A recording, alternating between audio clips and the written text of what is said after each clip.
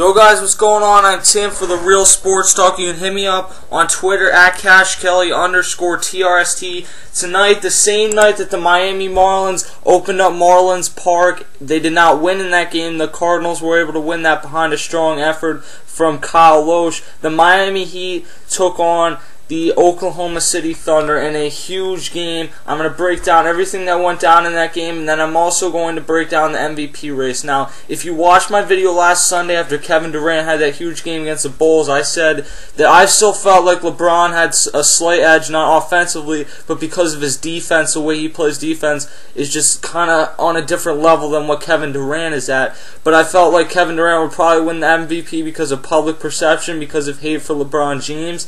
And that's probably still true, but I think that LeBron tonight convinced me that he probably should be the MVP, but I'll get to that in a second. We'll go through some stats first. For Oklahoma City, Serge Ibaka, this guy is so underrated. He's not going to bring you a ton of points, but the 5 blocks, 7 rebounds, and 3 of those rebounds coming on the offensive side is huge. Kendrick Perkins, offensively, this guy has about nothing left. Only 2 points tonight, 7 rebounds, and on that one where LeBron ran into him, I do think that LeBron might have had an offensive foul there. And for sure, the one where LeBron James ran into or pushed off from Russell Westbrook and Russell Westbrook got called for the foul, that one was a foul, an offensive foul, and I don't know why they didn't call it that way. Dabo Sefolosha in 20 minutes had 4 points. Russell Westbrook, an MVP candidate, had a poor shooting night tonight. Scored 28 points. And 4 rebounds, 2 assists, and 3 steals, but he also turned the ball over 4 times and shot 9 of 26. When Russell Westbrook is shooting more than like 20 times, that is when I get into the area of thinking this is why the Thunder were not able to win the Western Conference last year. Russell Westbrook's a great player. I'm not one of these Skip Bayless people that denies how good he is, but he cannot take almost 30 shots and only make 9 of them and expect them to win. It's like how Derrick Rose played in the playoffs last year. Yeah, he could score 30, 40 points, but when you're missing more than half your shots, it's not as effective as you might think.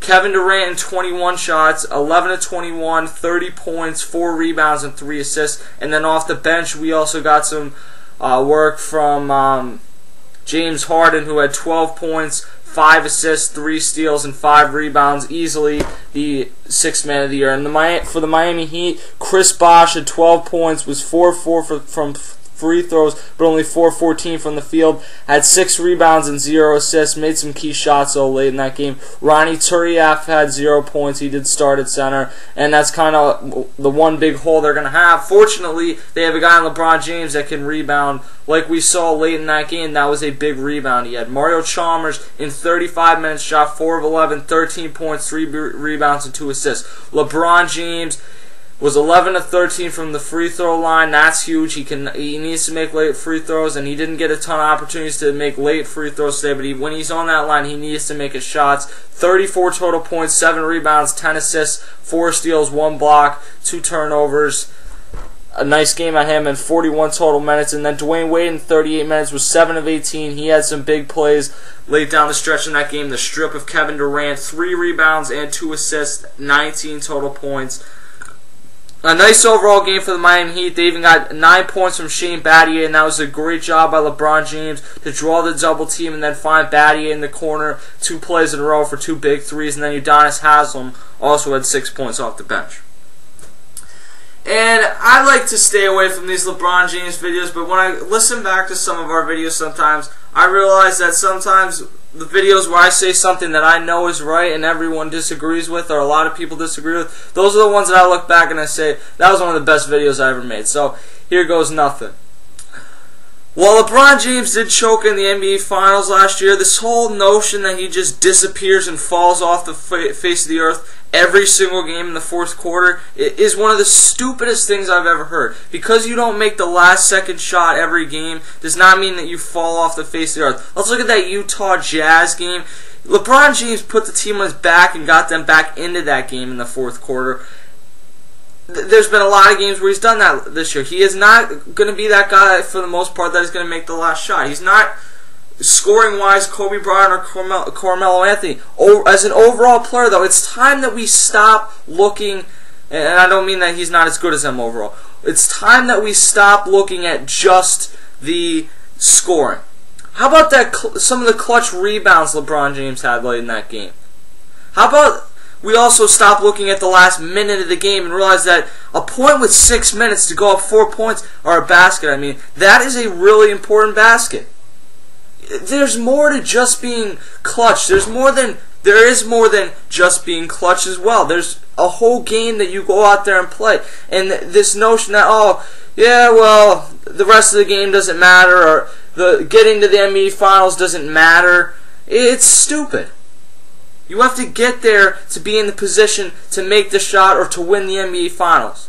Now, LeBron James needs to win the NBA. The Miami Heat, I should say, need to win the NBA Finals this year. LeBron needs to be the best player on the Miami Heat, because in reality, if he wins the MVP and they don't win the NBA Finals, it doesn't mean shit, because he already has 2 MVPs. He really should have 3 if you look at last season, but he already has 2 MVPs, and really, where's that gotten him? It's gotten him to a bad reputation as a guy who kind of left his team. I think it's an unfair reputation, to be quite honest with you. But a guy that left the Cleveland Cavaliers, joined the Miami Heat, and cannot make the big shots, and disappears in the clutch. And that's the problem I have, is that people just look at that NBA Finals series. But what about some of the big shots? What about some of the games in the fourth quarter, like that Detroit Pistons game in 2006, I think it was, when he was still in Cleveland? What about the entire Chicago Bulls series where Dwayne Wade played injured and did not play effectively, Chris Bosh was inconsistent, and LeBron James had a great series? It's time that we start giving this guy his proper due. I'm not a fan of LeBron James. I could care. I hope the Miami Heat lose. I was pissed when he went off for 41 points against my Sixers last night, because he had been playing so awfully. The Sixers had been playing so awfully. I figured, wow, maybe here's one where they can steal it. They're playing great the whole game, and then he just took over. That made me mad, because he just started playing well against the Sixers again, and then obviously tonight he comes back and has a second strong game in a row. And it's also like some of the things that we look at LeBron James and we say, oh, he's not clutch for not doing that or for doing that. And then we see guys like Kevin Durant. I think Kevin Durant can make the big shot. I was watching that game early on in the season where he hit that shot that's basically the same shot he attempted today, and I think it actually was an air ball late in that game with about 15 seconds left. He made that shot to win. I think he is a clutch shooter. But what about that shot that he had off the side of the hoop? What about that shot that he missed with 15 seconds? If that was LeBron James, we would be killing him.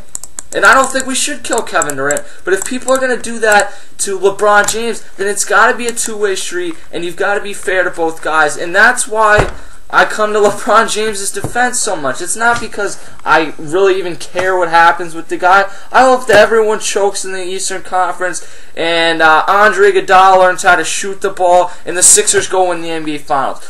But in reality, I know that that's not going to happen, so I'm going to be here to give you all the coverage of what goes on throughout the entire NBA playoffs. And if I see something with LeBron James that I don't like how he, last week on the TRST Game of the Week, it was the Thunder and Bulls, but I got into some of the MVP discussion, and I criticized LeBron because I said, how can you have this hanging over your head from last year for all the stuff people said about you, and then late down the stretch of this season, you're looking like you're going downhill?